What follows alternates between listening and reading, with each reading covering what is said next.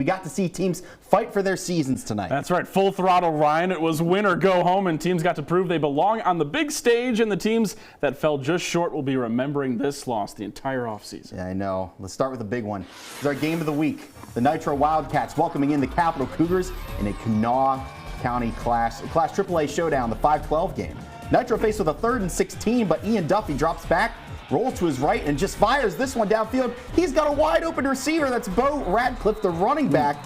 As he gets into the end zone, Nitro takes a 7-0 lead. Where's Thompson? I don't know how you leave someone open on 3rd and 16. And after a 3-and-out, Nitro gets the ball back. They hand it off to Radcliffe, and how about this? Got room to the right, makes a cut up field, and no one is going to catch him. 38 yards for the score. Nitro takes a quick 14-0 lead, but here come the Cougars. After an interception, Deshaun Isabel sneaks it in from the 1-yard line. He is there, cuts the Nitro lead in half. And Wildcats are trying to get some points before the end of the half, but Duffy drops back, and this pass, not a great one. It's intercepted by Jamal Dotson. That's his second pick of the first half, and it's 14-7. Nitro leads at half, but Capital would fumble the ensuing kickoff, and then Nitro handed off to Takai Porter, and he's got room on the left-hand side for the touchdown. Nitro advances with a 28-7 win over Capital. They will head to North Marion next week in the next round. All right, let's head over to George Washington. They're also in Kanawha County. They're looking for a win, some momentum heading off that game last week. They get the ball first. Patriots, they hand it off to Jaden Black, who takes it 40 yards, and he's going to score the first touchdown of the game, making defenders miss there. Patriots again with the football. Persinger runs the read option and keeps it himself. Fakes out our cameraman Caleb. It's all right. It happens to everybody. And it takes it all the way for the touchdown there. GW again with the football. Hey, why not? Give it to Jaden Black again. Yes. It looks like Adrian Peterson out there making people miss left and right. Just keep giving him the football. Keep giving Jaden Black the football. That's another touchdown highlight. Hey, guess what? We got another one after that too. Jaden Black, 3 touchdowns so far that I can see in the highlights. I'm sure there's more. GW advances with a 58-14 win over Oak Hill. They're now waiting on the winner of that Washington-Jefferson sneaky game tomorrow. That's going to be a good one. All right, more 4A playoffs at Bob Sang Stadium. The Huntington Highlanders, they hope to start a deep playoff run. Begin tonight against Hedgesville. First drive of the game. Check out this heads-up run by Tavion Wilson. He's going to roll, look for a receiver, but he makes that guy miss, and he's got no one in front of him. He ducks out of the pocket, takes himself down to about the 5, leading to the next drive. Wilson drops back, looking downfield. John's Braxton Mount, leap and grab. He is into the end zone for the touchdown.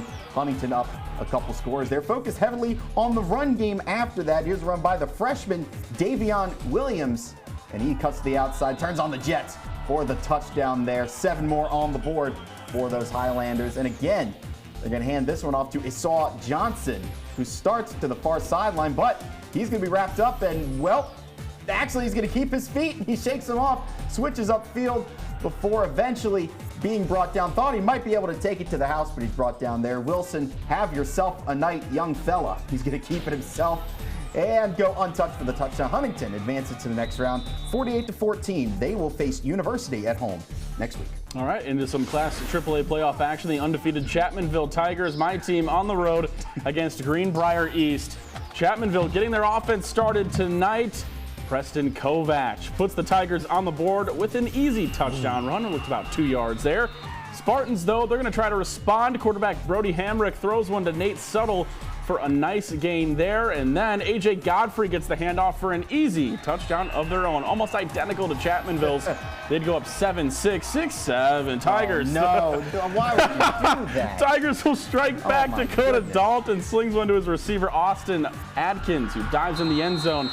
Good effort there for another Chapmanville touchdown. This was a back-and-forth offensive battle. Now Hamrick drops back and heaves one up to Grant Burdett, who runs out the defense for another Spartan touchdown. But Chapmanville, they'd stay unbeaten with the 46-37 thrilling win over Greenbrier East. What a win for Chapmanville to go to 11-0. Let's go to some AA playoff action. The Roane County Raiders made it to the state championship game, but they're taking on Clay County.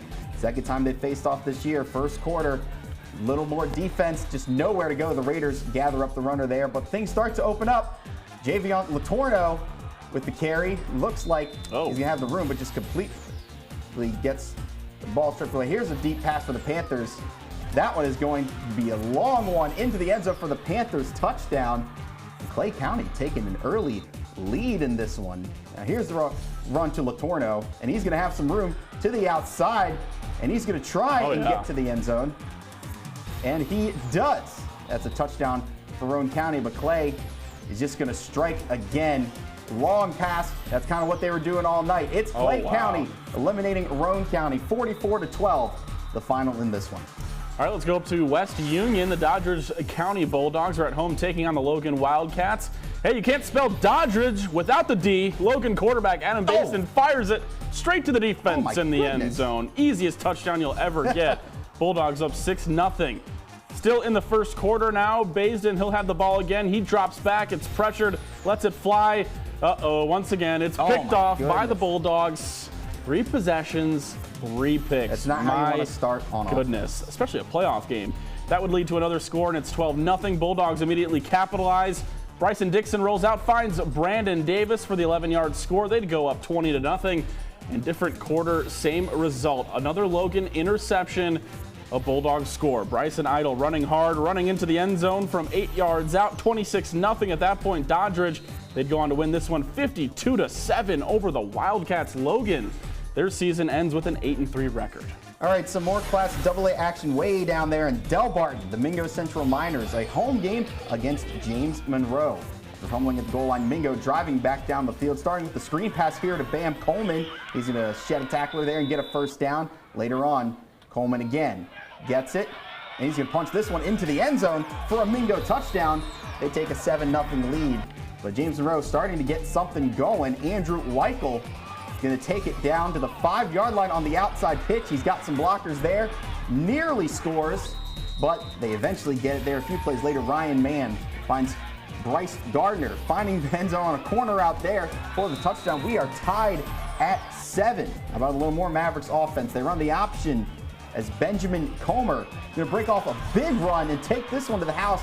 Tied at 14, but not enough. The Miners get the win at home, 24-14. They will hit the road to take on top-seeded Frankfort in the next round. I'll always love Mingo Central for changing my tire. Good win, boys. And at Riverside High School, the Sherman Tide taking on the East Hardy Cougars. East Hardy, they're going to have the ball first. Trevor Roof takes the snap, and he hits a wide-open Dayton Dove for an easy touchdown. Cougars take an early 7-point lead.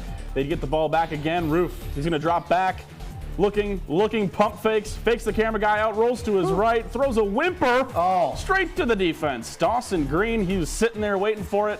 Nobody catches him, and it's the Tide defense that gets them on the board first. A failed 2-point conversion keeps the Cougars up. They're threatening to score again, though. Luke swims, gets the handoff, jumps outside for an easy touchdown. Cougars extend their lead, but the Tide have an answer. Elijah Pauly hits Gerald Lester, who puts on a highlight reel. He breaks 1, 2, 3. Oh my 4 goodness. Forearm tackles. He's going to dance his way to the end zone.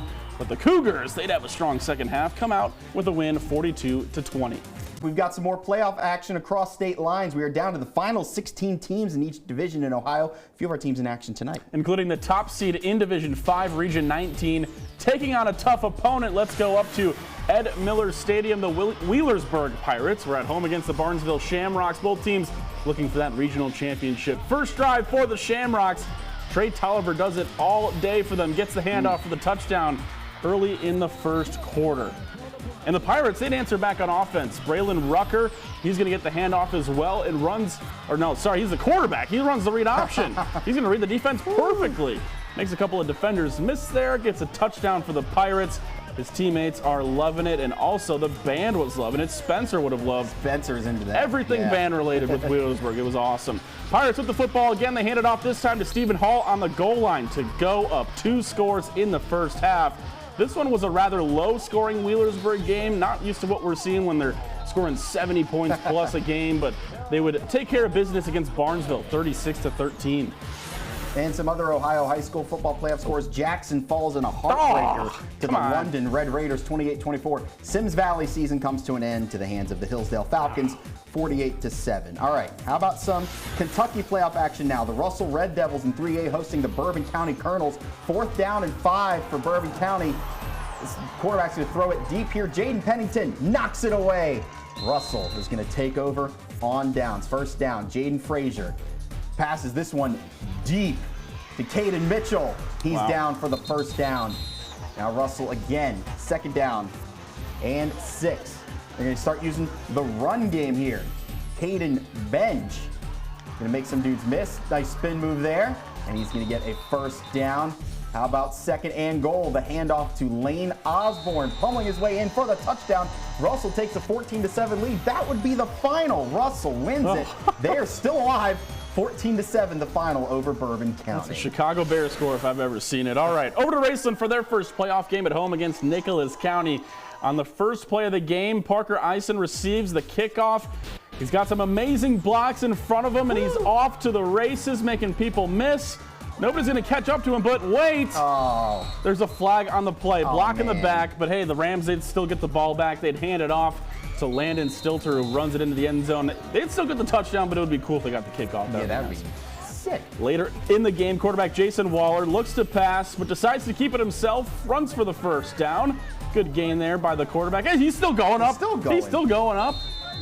Jalen Hurts, looks like. All right. Raceland. Rams, they'd cap off the drive with a handoff to Jonah Arnett. Takes it into the end zone. Raceland advances with a 49-22 win at home.